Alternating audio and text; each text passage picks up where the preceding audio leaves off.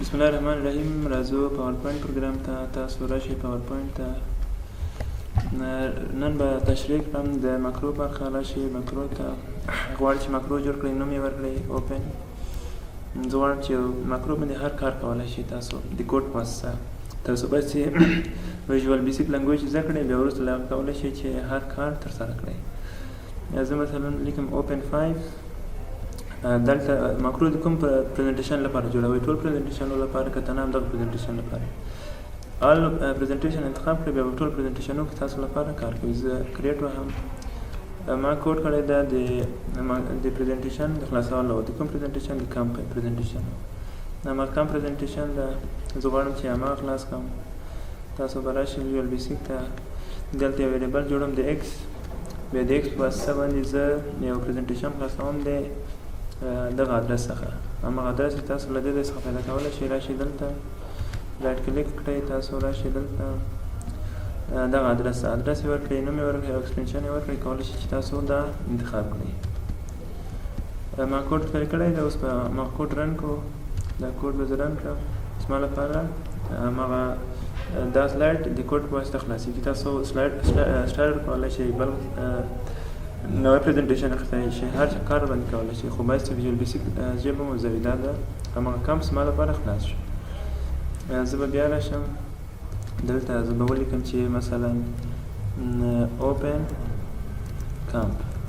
تاسو ته ما مخکې په انزرټ کې یو خبره ویلې وه چې اکشن په ماکرو مې درته ویلي، خو ما درته ویلي چې په اخر کې لولو. تاسو راشئ کوم اوپن 1 دا به اوکې کړو.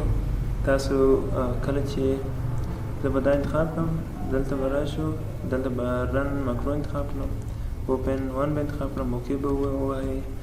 کله چې زه سلایډ شو ته راشم فرام بیګینینګ، کله چې په دې کلیک وکړم زما لپاره ماکرو رن کېږي او هماغه پروګرام خلاصېږي. تاسو ولیدل چې هماغه پریزنټیشن زما لپاره خلاص شو. ټولې برخې مو خلاصې کړې. را به شو یو بلې مهمې برخې ته چې هغه ته سټوري بورډینګ وایي. سټوري بورډینګ چې دا چې د کمپیوټر ساینس مربوط کېږي.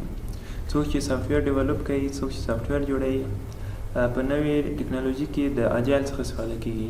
څوک چې له اجایل استفاده کوي هغه سټوري بورډینګ څخه هم استفاده کوي. په اجایل کې ډېر میتودولوژیانې دي لکه سکرم او نور دي. دا د تاسو عادي خلکو لپاره نه ده. که تاسو غواړئ چې له دې څخه استفاده وکړئ، تاسو باید چې په سافټویر ډیولپمنټ کې کار وکړئ. زه راځم یو نوی سلایډ اخلم، بیا راځم سټوري بورډینګ ته. تاسو راشئ سټوري بورډینګ ته. ما تاسو ته وویل چې څوک چې سافټویر جوړوي په یو ځای کې څو نفره ناست وي، بیا هغه کولی شي له سټوري بورډینګ څخه استفاده وکړي.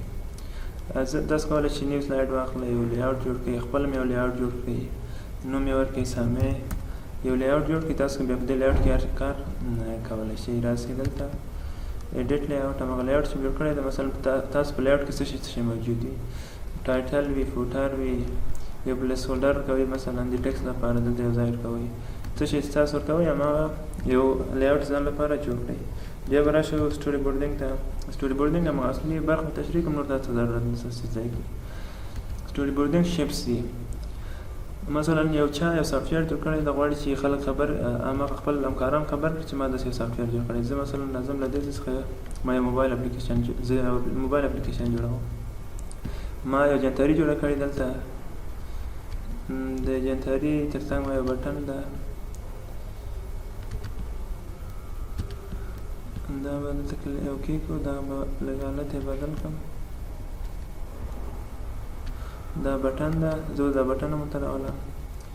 اوس ما داسې یو اپلیکیشن جوړ کړی. زه غواړم چې خپل ملګري مې خبر کړم چې هغه وګوري چې دلته کوم غلطي ده نه ده، که ډیزاین یې خوښ ده که نه ده. نور برخې تاسو بیا خپله وګورئ چې غواړئ دا شیپ بل ځای ذخیره کوئ، اکثر ته راوړئ، په خط کې تغیرات راوړئ. ټول کارونه مو زده دي. که غواړئ چې دا خپل ملګرو سره شیر کړئ چې هغه یې وګوري چې دلته کوم پروجیکټ منیجر ولرئ، تاسو هغه ته یې ولیږئ چې دا صحیح ده که نه. بیا تاسو باید چې یو شیرډ ځای ولرئ چې د هغه په واسطه باندې ستاسو ټیم پروجیکټ یو بل سره ارتباط پیدا کړي. تاسو به بیا وروسته لکه چې دا خپل ماډل مو جوړ کړو، بیا راشئ سټوري لینک ته. تاسو که لینک ولرئ، هماغه یو د ټیم لینک ولرئ، هماغه ته کلیک وکړئ، ستاسو ټیم ته به دا ورشي او هغه به خپل کامنټ ورکړي. کامنټ به تاسو سره راشي، بیا تاسو د کامنټ مطابق په دې کې کار وکړئ. دا و نن درس له توجه نه مو مننه. نورې د آپشن برخه به سبا تشریح